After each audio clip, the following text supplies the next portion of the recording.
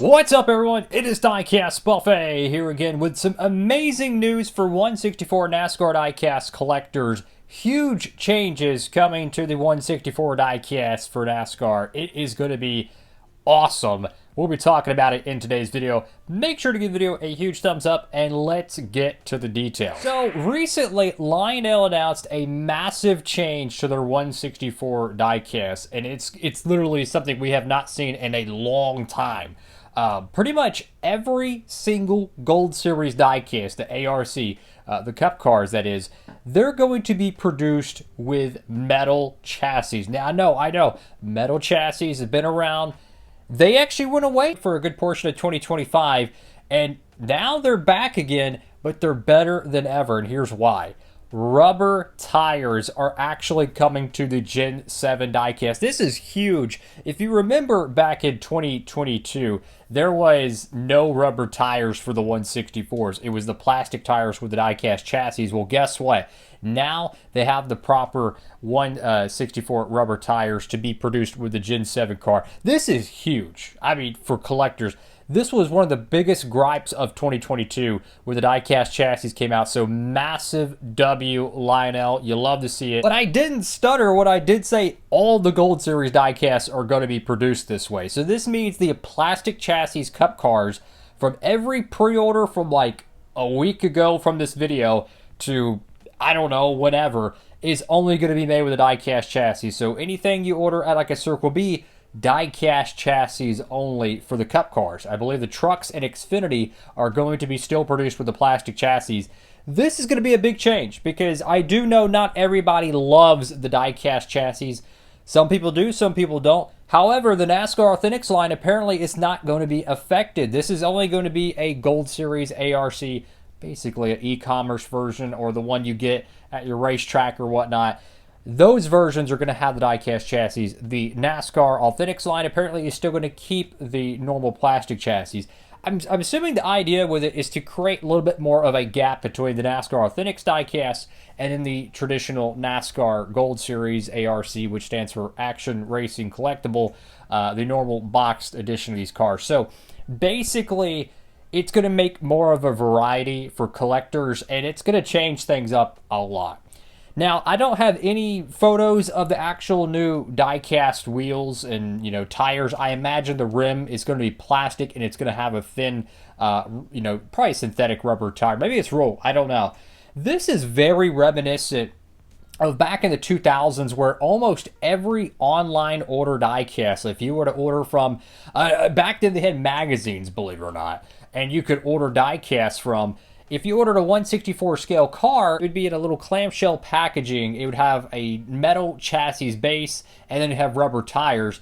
And this was pretty much standard for almost all the 164s you would buy online. If you wanted a plastic chassis edition, you would have to go and get it in the Winter Circle line, which of course was the retail line. Back then they had multiple different retail brands, Racing Champions, Hot Wheels, I digress. But this is weird how it's kind of going back to the way it was in the 2000s when you would order a action diecast and it would be a rubber tire, metal chassis. Sometimes it wouldn't even have a metal chassis. It'd be plastic, but it did have the rubber tire. So that is going to be interesting. The retail line, plastic chassis. The online stuff, diecast chassis for the Cup cars. That's going to be interesting. And if you're curious, as soon as they have some sort of a prototype photo or anything, I would love to do a video on that. Hopefully that'll come out sooner or later. Now, what I'm expecting, we might see some prototypes. Well, they just announced this like last week. My theory is we'll probably see something in the coming months, and then maybe a month after that it'll actually be released.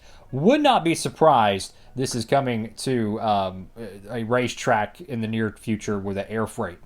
Now, there's more news. This is not the only thing. This is a massive deal for 164 collectors. The MOQ has finally been lowered for 164s. I may be thinking, DB, what the biff's at MOQ? MOQ stands for minimum order quantity. It is one of the most important aspects of any diecast. If the MOQ does not get met, the diecasts don't get produced. It's not super complicated, but basically the factories, they have a certain amount of every production run. A Chase Elliott Napa car, a Hendrick, whatever. Motorsports, Kyle Larson, they have to order a certain amount. Lionel does, whether it's through pre-orders, the sponsor, the team, X, Y, and Z, or the factory doesn't make it at that price. So they operate off a MOQ. Why this is massive for 164 collectors, the 164's MOQ for probably a good 6 to 5 years has been 2,500. That means 2,500 of every 164 you see, not including promos. With this reduction, it's not a minor reduction. We're talking 1,000 less required for each 164 to be produced. So we're going from 2,500 to just 1,500. In short, in simple terms, way more diecasts are going to get made. So all these alternate paint schemes you keep seeing, the Spire Motorsports cars, the Roush Fenway Keselowski cars, these diecasts are going to have a significantly higher chance of being produced because the sponsors be like, hey, we only have to order 1,500 of them. We don't have to order 2,500 of them.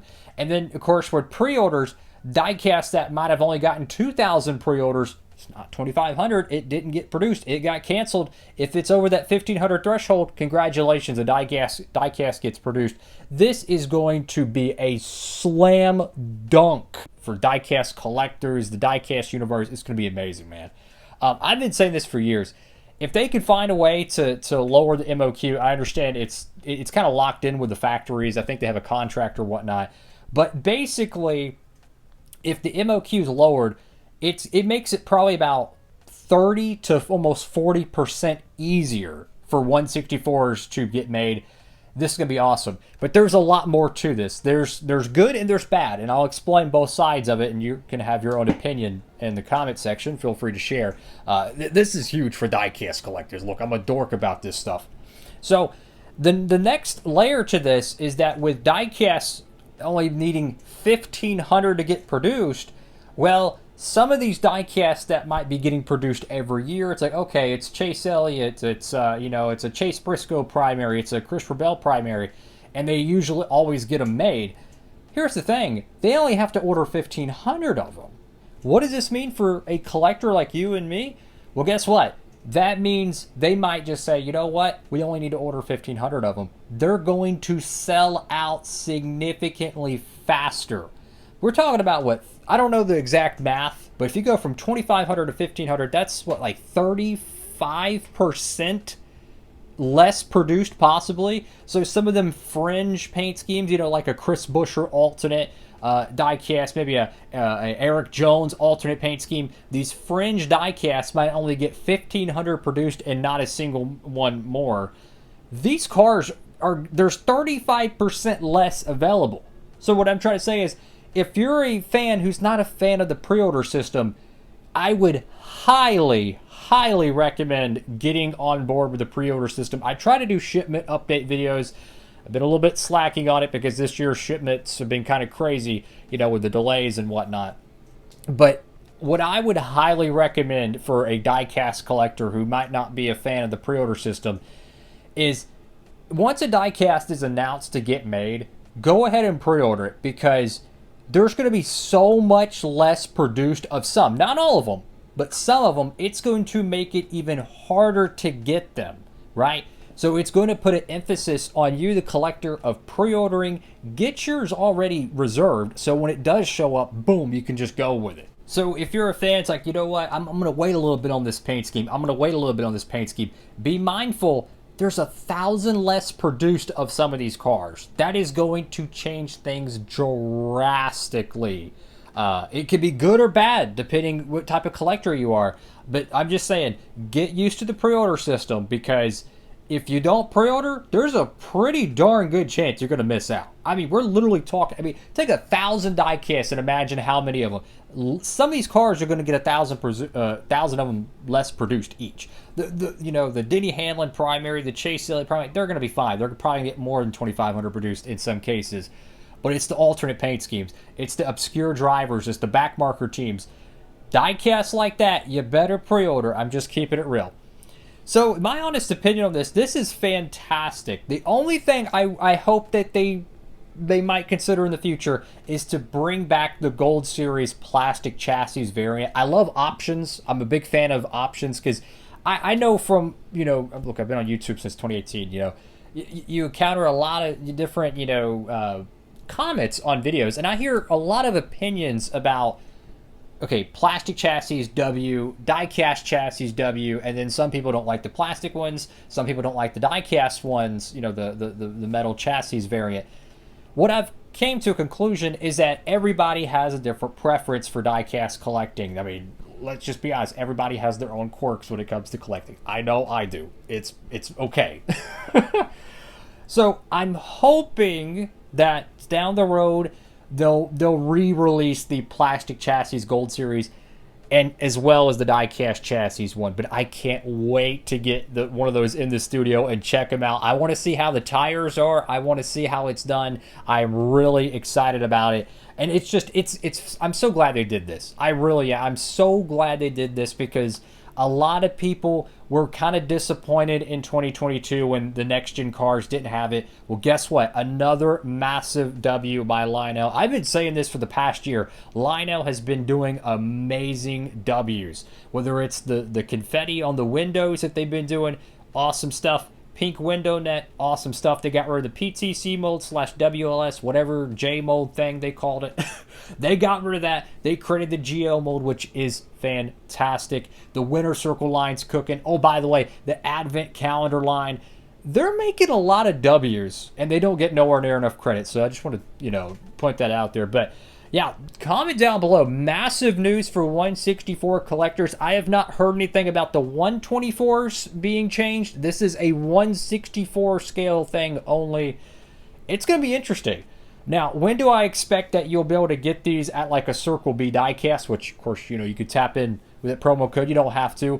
But I highly recommend you start pre-ordering these cars. Once they're announced, pre-order, because they're going to sell out faster. If cars were already selling out at 2,500 minimum order quantity, you can imagine with almost 35% of them not even getting made. It's going to be interesting to see how this all plays out. I would expect, usually it's about 4 months, so they have pre-order, let's say it's June 1st, pre-order.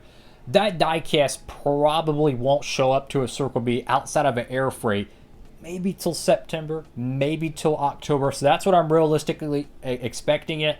Another quick thing I want to know, the Advent Calendar pre-order is out. They already have the first box artwork of it. We already know 2 die-casts that are going to be in it.